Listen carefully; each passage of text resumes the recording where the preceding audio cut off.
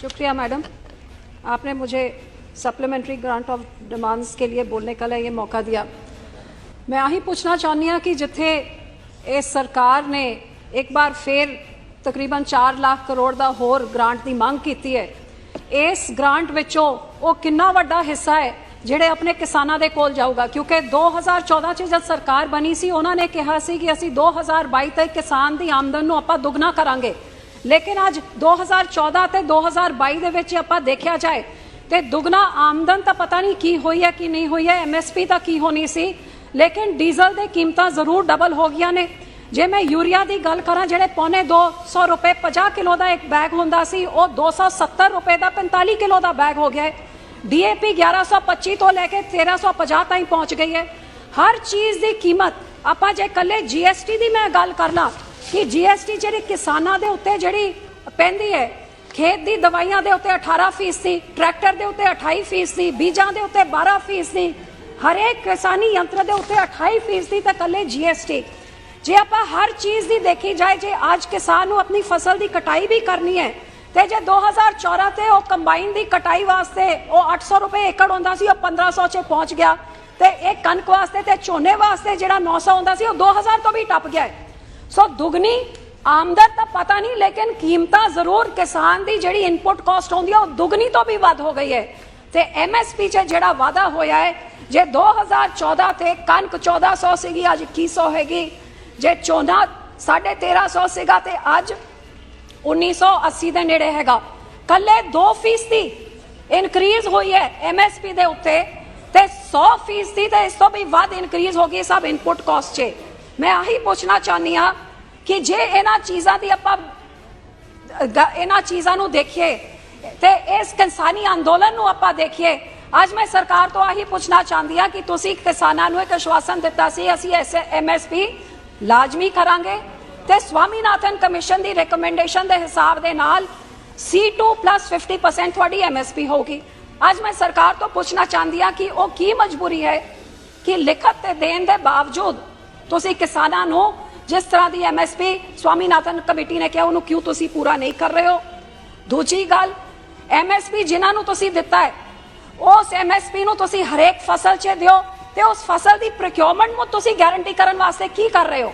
ते जदों तक तुसी आ चीज़ां नहीं करोगे फिर तुसी 6000 रुपए किसान सम्मान निधि दे दो, फलां टिमका दे दो, लेकिन किसान थोड़े डोल्स दे उत्ते थोड़ी रहमत दे उत्ते नहीं जीना चाहता, आत्मनिर्भर बनना चाहता है, आत्म सम्मान दे नाल जीना चाहता है। वो ताही होगा जे तुसी उन्हां नूं फसल की पूरी लागत तुसी दोगे। वो कदों दोगे ते ये पैसे जिहड़े तुसी ले रहे हो इहदे विचों किसान नूं कितना मिलूगा, ये मैं तुहाडे तो जानना चाहती हाँ। दूजी गल मैडम, मैं कृषि प्रधान सूबे तो आंदी हाँ, मैं दसना चाहती हाँ कि जब कोविड हो रहा सी सारा देश बंद सी, वो देश का किसान ते पंजाब का किसान सी जिहड़ा ने देखा कि अन्न की घाट ना आए, लेकिन हिंदुस्तान की इस देश दुनिया की वड्डी आबादी का ढिड भरिया रहे साडी देन सीगी। लेकिन अज उस पंजाब के किसान के नाल की हो रहा है, साडे पानियां दे उत्ते डाका पाया जा रहा है। कल्ला एक सूबा सारे देश विच है जिथे रिपेरियन प्रिंसिपल फॉलो नहीं होंदा, साडा पानी खो के हरियाणे नूं देना चाहते हैं। क्यों? साडी राजधानी चंडीगढ़ ओनू कमजोर हक नूं कमजोर किया जा रहा है। जिहड़े इस पार्लीमेंट ने सानू वादा किया सी, अज साडी राजधानी भी साडे तो खोई जा रही है। ते होर छड्डो, साडे धार्मिक स्थानां नूं भी नहीं छड्डिया गया। जिहड़ी एक इंटर स्टेट बॉडी साडी SGPC सीगी, जद पंजाब दे टोटे टोटे करके तुसी दूजे सूबे बना दिते सी, अज हरियाणा ने वक्फ कमेटी बना ली। ये पार्लीमेंट तो इलावा कोई स्टेट नहीं इहदा फैसला कर सकता, लेकिन हरियाणा नूं फैसला करन दिता। जे कांग्रेसियां ने हमेशा पंजाब का हक मारिया है, तो अज ये सरकार भी पंजाबियां ते सिखां दे हक मारन से कोई घाट कमी नहीं छड़ रही है। मैं पूछना चाहती हाँ, ना साडे सूबे की कोई राजधानी, इकलौता सूबा है सारे देश जिसकी कोई राजधानी नहीं है। साडे पानी के उत्ते डाका मारिया जा रहा है, सारे धार्मिक संस्थावां के उत्ते डाका मारिया जा रहा है। क्यों? उस कम्यूनिटी दे नाल तुसी इन्ना धक्का कर रहे हो जिन्हें सब तो वध खून डोलिया देश की आज़ादी वास्ते, तो सब तो वड्डा योगदान देश का ढिड पालन वास्ते करते हैं। ये क्यों किया जा रहा है? कदे साडे नाल दे गवांढ दे सूबियां नूं मैनूं कोई इतराज़ नहीं, जरूर उन्हां नूं टैक्स कंसैशनस दिओ, कदे हिमाचल नूं, जम्मू कश्मीर नूं, उत्तराखंड नूं, लेकिन पंजाब दे नाल क्यों धक्का? साडी इंडस्ट्री उत्थे भज जाती है, साडे किसानां नूं लागत नहीं मिलती, लिखत दे दिते हुए वादे पूरे MSP दे नहीं कीते जांदे, बार बार पंजाब दे नाल डाके क्यों कीते जांदे ने? फास्टेस्ट ग्रोइंग इकोनॉमी की बहुत वड्डी गल कीती जांदी है, बड़ी चंगी गल है, लेकिन 60% हिंदुस्तान ਜਿਹੜਾ ਖੇਤਾਂ 'ਚ ਰਹਿੰਦਾ ਹੈ, ਜਿਹੜਾ ਰੂਰਲ ਏਰੀਆ 'ਚ ਰਹਿੰਦਾ ਹੈ, ਉਹਨਾਂ ਦੀ ਕੀ ਗਰੋਥ ਹੋ ਰਹੀ ਹੈ? ਕਦੇ ਉਹਦੇ ਬਾਰੇ ਵੀ ਸੋਚੋ। ਉਹ ਤਾਂ ਉਹਨਾਂ ਦੇ ਬੱਚੇ ਬੇਰੋਜ਼ਗਾਰ ਹੋ ਕੇ ਫਿਰ ਰਹੇ ਨੇ, ਸਾਡੇ ਸੂਬੇ ਦੇ ਬੱਚੇ ਬਾਹਰ ਭੱਜੀ ਜਾ ਰਹੇ ਨੇ ਕਿਉਂਕਿ ਕੋਈ ਭਵਿੱਖ ਹਿੰਦੁਸਤਾਨ 'ਚ ਪੰਜਾਬ 'ਚ ਨਜ਼ਰ ਨਹੀਂ ਆਉਂਦਾ। ਉਹਨਾਂ ਦੇ ਬਾਰੇ ਵੀ ਮੈਂ ਪੁੱਛਣਾ ਚਾਹੁੰਦੀ ਕਿ ਅੱਜ बेरोजगारी क्यों इतनी बढ़ गई है, महंगाई क्यों बढ़ गई है? फास्टेस्ट ग्रोइंग इकोनॉमी कुछ चिन्हित लोगों वास्ते हो गई, लेकिन आम जनता वास्ते कोई फास्टेस्ट ग्रोइंग, सारियां दी आमदन घट रही है, किसान दी घट रही है, गरीब दी घट रही, दुकानदार दी घट रही है। अखीर च मैं सरकार को कुछ सुझाव देना चाहांगी कि अपने आमदन तुसी किवें वधाओ। आज इत्थे वित्त मंत्री जी बैठे हुए ने, madam finance minister, I would like to give you a suggestion as to how to increase your income.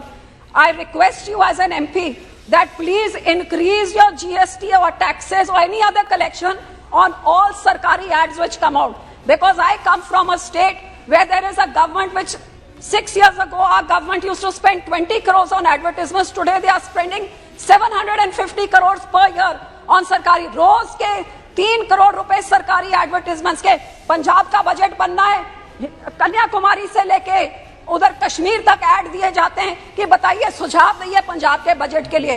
तो ये राज्यों की सरकारें, राज्यों का पैसा देश भर में अपने आप को चमकाने के। मैडम फेसबुक में जो ऐड दिए 80% पंजाब के पैसों से, आपको पता है गुजरात में 80% ऐड दिए गए पंजाब के पैसों के साथ। तो मैं मैडम को कहूंगी ये जो सरकारी एड्स होते हैं ना, उसमें जरा टैक्स बढ़ाइए ताकि ये राज्यों की सरकारें 10 बारी सोचें, लोगों को पैसे उसे लुटाने के बजाय पंजाब के लोगों को, राज्यों के लोगों को उन पैसों का फायदा होए, हमारे बच्चों को नौकरी मिले, हमारे किसानों को अपने फसल का पूरा हक मिले, और हमारे सिखों के साथ ऐसे धक्का ना करिए कि बिल्किस बानो कहे तो बलात्कारी रिहा हो जाते हैं, लेकिन हमारे कैदी राजीव गांधी के कातिल रिहा हो जाते हैं, लेकिन 550 साल गुरु नानक देव जी के उनके पूर्व पे जो वादा किया था कि बंदी सिखों को छोड़ा जाएगा, वो 28 साल के बाद आज भी जेलों में सड़ रहे हैं।